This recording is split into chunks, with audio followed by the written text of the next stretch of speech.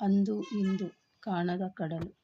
ಅಂದ ಇಂದ ಯಾವುದು ಚಂದ, ಕಾಣದ ಕಡಲಿಗೆ ಹಂಬಲಿಸುವುದ. ಬಡತನವಿದ್ದರೂ ಪ್ರೀತಿ ನೆಮ್ಮದಿಯೆಂದು, ಹಣವಿದೆ ಮತ್ತೇನೂ ಉಳಿದಿಲ್ಲವೆಂದು. ಅಂದು ವರ್ಷಕ್ಕೊಂದೇ ಜೊತೆ ಬಟ್ಟೆ, ಯುಗಾದಿಗೆ, ಅದೂ ಹಣವಿದ್ದರಷ್ಟೆ.